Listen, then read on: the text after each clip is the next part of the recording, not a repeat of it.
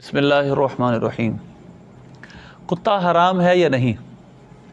اس حوالے سے کچھ لوگوں نے اس وقت بھی گفتگو کی، اس حوالے سے، اور پہلے سے بھی لوگ اس کے بارے میں بات کرتے ہیں۔ ساحل ادیم ایک سوشل ایکٹیوسٹ ہے یا میڈیا ایکٹیوسٹ اسے آپ کہہ لیں، وہ اس موضوع پر اس نے ایک ویڈیو کلپ اپنے بیان میں یہ کہا بھی، سامنے والوں کو ہوٹنگ کرتے ہوئے کہ بتاؤ کتا حرام ہے یا نہیں۔ تو مناسب یہ سمجھا میں نے کہ اس پہ ہم ایک ویڈیو ریکارڈ کرتے ہیں جس میں کتے کی حرمت پر دلائل ذکر کریں گے۔ پہلی بات تو یہ قرآن پاک کی آیت ہے، نبی پاک صلی اللہ علیہ وسلم کا اللہ نے منصب یہ بیان کیا، وَيُحَرِّمُ عَلَيْهِمُ الْخَبَائِثَ، آپ مومنوں پر خبیث چیزیں حرام کریں گے۔ تو لہذا سرکار صلی اللہ علیہ وسلم کا یہ منصب اللہ نے بیان کیا کہ آپ پاکیزہ چیزیں حلال کریں گے، يُحِلُّ لَهُمُ الطَّيِّبَاتُ وَيُحَرِّمُ عَلَيْهِمُ الْخَبَائِثَ، اور اب خبیث چیزوں کو حرام کریں گے۔ اب کتا ایک خبیث شے ہے،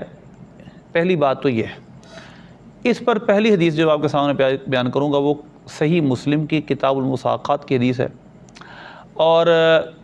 اس کا جدید نمبر ہے 1568، اور اگر آپ دوسرا نمبرنگ جو صحیح مسلم کی ہے مقررات کے ساتھ 4873 نمبر روایت ہے۔ صحیح مسلم میں روایت یہ ہے، سمن الکلب خبیث، کتے کا سمن خبیث ہے۔ سمن کا مطلب آپ کتا بیچتے ہیں، اس کے بدلے میں جو پیسے آتے ہیں وہ خبیث ہیں۔ اگر کتا حرام نہ ہوتا، اس کا کھانا جائز ہوتا، جس طرح بکری کو ہم بیچتے ہیں تو اس کا سمن جائز ہے، اسی طرح اگر کتے کو بیچا جاتا تو اس کا سمن بھی جائز ہوتا۔ اسی طرح کی اسی مضمون کی حدیث اسی لفظوں کے ساتھ 552 نمبر سے جامع ترمذی میں بھی ہے، اور مسند امام محمد کی 15812 نمبر روایت بھی یہی ہے۔ اسی طرح اس میں اس حدیث کا جو تفصیلی بیان ہے، تفصیلی حدیث یہ ہے، کسب الحجام خبیث، مہر البغی خبیث، وثمن الکلب خبیث، کہ حجام کی اجرت بھی خبیث ہے، بغی یعنی زنا کی اجرت بھی خبیث ہے، اور ثمن الکلبی اور کتے کا ثمن بھی خبیث ہے۔ حاشیۃ السندی جو کہ مسند امام احمد کے اوپر حاشیہ ہے، حاشیۃ السندی میں یہ بات درج ہے کہ الجمہور علی جوازہ وحمل الحدیث علی التنزیہۃ والنسخ، کہ کسب الحجام کے متعلق یہ بات ہے کہ حجام کی یعنی سنگی لگوانے والے کی اجرت، جو خون نکالتے سنگی لگا کر، اس کے جواز پر جمہور ہیں، اور انہوں نے اس حدیث کو مکروہ تنزیہی پہ معمول کیا یا منسوخ ہونے پہ معمول کیا، لیکن بہرحال کتے کے سمن کے خبیث ہونے پر، حرام ہونے پر کسی نے بھی کلام نہیں کیا، سب اس کو ایسے ہی جانتے ہیں۔ بلکہ مسند امام محمد کی حدیث نمبر 2512 اور سنن ابو داؤد کی حدیث نمبر 3482 روایت یہ ہے کہ ثمن الکلب خبیث، کتے کا سمن خبیث ہے، یعنی کتے کا جو معاوضہ لیا جاتا ہے بیچ کر وہ خبیث ہے۔ فَإِذَا جَاءَكَ یطلب ثمن الکلب، جب تمہارے پاس آئے اور وہ آ کر تم سے کتے کے پیسے طلب کریں تو فرمایا فَمْلَأْ كَفَّيْهِ تُرَابًا، اس کے ہاتھوں کو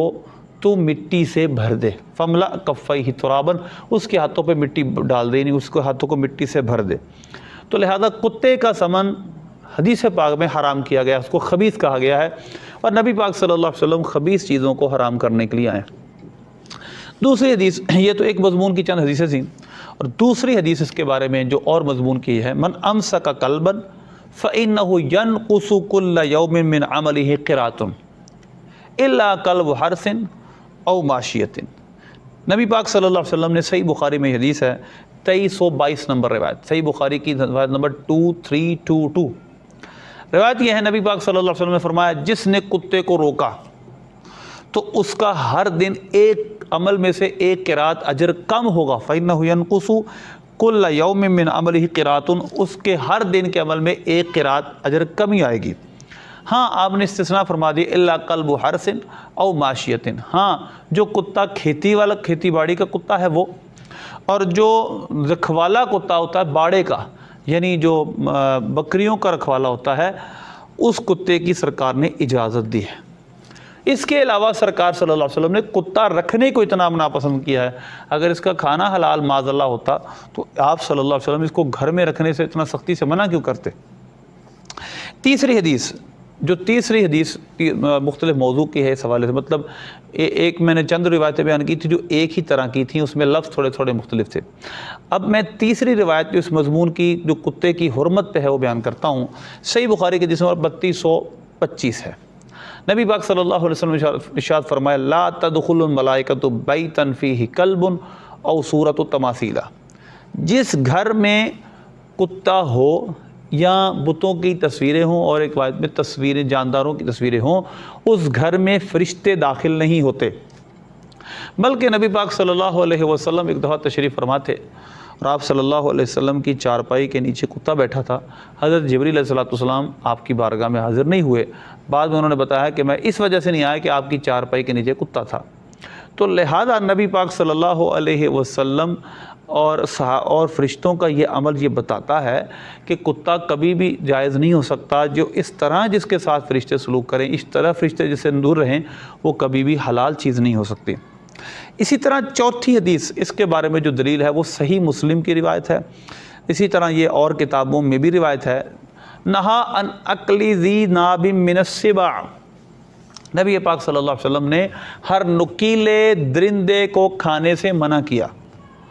اب یہ صحیح مسلم کی روایت نمبر جو میں نے آپ کے سامنے بیان کی 4873 ہے، اور اسی طرح یہ باقاعدہ سے جو سید کا باب ہے صحیح مسلم میں، اس جگہ یہ روایت ہے۔ تو اس سے پتہ چلتا ہے کہ کیونکہ کتا بھی ذی ناب ہے، وہ بھی دانتوں سے کاٹ کے کھاتا ہے، درندہ ہے، تو اس حدیث کے حکم میں واضح طور پر وہ شامل ہے۔ ائمہ اربعہ میں 3 امام تو امام مالک کے سوا اس پر متفق ہیں کہ کتا حرام ہے۔ امام مالک رحمۃ اللہ علیہ کی اس سے 2 روایتیں ملتی ہیں، ایک ہے کتے کی حرمت پر اور ایک ہے اس کے مکروہ ہونے پر، مگر جو مکروہ کی روایت ہے امام مالک سے وہ بھی ضعیف ہے۔ مضبوط روایتوں سے بھی یہ ہے کہ کتا حرام ہے۔ تو ائمہ اربعہ کا اتفاق بھی اس بات پہ ہے کہ کتا حرام ہے۔ 5ویں دلیل حدیث جو کتے کی حرمت ہے وہ یہ ہے، یہ روایت صحیح مسلم میں کتاب الطہارت میں، باب حکم بلوغ الکلب، کتا منہ اگر مار دے کسی برتن میں جس میں پانی صاف پڑا ہو تو کیا حکم ہے۔ اسی طرح ابو داؤد شریف کے حدیث نمبر 71 ہے اور صحیح مسلم کے حدیث نمبر 279 ہے، 279۔ روایت یہ ہے کہ جب طہور احدکم اذا ولغ فیہ الکلب، کہ جب تم میں سے کسی کے برتن میں کتا منہ مار جائے، اس کا پاک ہونا ایسے ہوگا یغسل 7 مرات اولہن بالتراب، اس کو 7 دفعہ دھویا جائے اور پہلی دفعہ مٹی سے دھویا جائے۔ اب 7 دفعہ کے لفظ میں اگرچہ یہ تاکیدی حکم ہے، نبی پاک صلی اللہ علیہ وسلم نے اتنا سخت حکم ارشاد فرمایا کتا اگر برتن میں منہ مار جائے، تو اگر کتا حلال ہے، کتا معاذ جس طرح یہ بار بار سوال پوچھتے ہیں اور جس طرح بار بار ہوٹنگ کرتے علماء پر، تو میرا آپ سے سوال یہ ہے، اگر کتے کے حرام ہونے پر یہ دلیلیں نہیں ہیں، آپ سمجھتے ہیں کتا حلال ہے تو بتائیں، یا کتے کو آپ حرام نہیں سمجھتے تو اس سوال کا جواب دیجئے۔ اتنی سختی سے کتا اگر منہ مار جائے تو اس کو سرکار نے 7 دفعہ دھونے کے متعلق ارشاد فرمایا اور پہلی دفعہ مٹی سے دھو۔ اگر یہ تاکیدی حکم ہے، لیکن اس سے یہ تو پتہ چلتا ہے کتا اگر منہ مار جائے تو وہ برتن نجس ہو جاتا ہے، ناپاک ہو جاتا ہے، اور سب جانتے ہیں معقول اللحم یعنی وہ جن کا جاندار کو گوشت کھایا جاتا ہے، وہ اگر منہ مار دیں کسی برتن میں وہ پانی نجس نہیں ہوتا۔ تو اس لیے یہ بات یاد رکھیں، کتے کی حرمت پر واضح دلائل ہیں، اور سورہ مائدہ میں جو حکم ارشاد فرمایا گیا ہے شکار کا، مکلبین تعلمونہن مما علمکم اللہ، اور مکلب کلب سے ہی بنا ہے کیونکہ عموماً کتا سدھایا جاتا ہے شکار کے لیے، تو وہاں پر شکارے کے طور پر کتے کو بھی شامل کیا گیا، کتا بھی شکار کرے، اور یہ شرط رکھی گئی اس میں سے خود نہ کھائے، وہ تعلیم شدہ کتا ہو، وہ تعدیب شدہ کتا ہو۔ اور یہاں تک سورہ مائدہ میں ہے کہ جو وہ چھوڑ دیں، مطلب وہ شکار کر دے، شکار کر کے چھوڑ دیں، تو لہذا اگر وہ خود کھا لیں گے اس میں سے تو وہ ناپاک ہو جائے گا، وہ کھانا ہمارے لیے حرام ہو جائے گا۔ شکار اگر کتا یا کوئی بھی شکاری جانور جو درندہ ہے اگر وہ شکار کر کے خود منہ مار لے، خود کھانا شروع کر دے، وہ ہمارے لیے حلال نہیں۔ تو یہ سب دلائل کس پہ ہیں؟ اگر کتے کے حلت پر کوئی دلیل نکلتی ہوتی تو اتنے سخت احکام، اس گھر میں فرشتے نہیں آتے، اس کا سمن حرام ہے، اسی طرح ہر دن ایک قرات اجر کم ہوتا ہے کتے کو بلا وجہ رکھنے اپنے پاس رکھنا۔ اسی طرح نبی پاک صلی اللہ علیہ وسلم نے ہر چھپائے ہر درندے کے کھانے سے منع کیا، کل ذی ناب من السباع، ہر وہ درندے جن کے یہ ناک ہوتے انیاب ہوتے، جن کے یہ دانت ہوتے اس کو کھانے سرکار نے منع کیا، اور کتا بھی ان میں شامل ہے۔ تو اسی طرح سرکار صلی اللہ علیہ وسلم نے برتن دھونے کا حکم دیا جس میں کتا منہ مار جائے، اور سختی سے حکم دیا۔ تو یہ سب دلائل اس کے حرمت پر ہیں، کوئی بھی عقل مند یہ نہیں کہہ سکتا کتا حلال ہے۔ اللہ سے دعا ہے اللہ میں نئے نئے فتنوں سے محفوظ کرے۔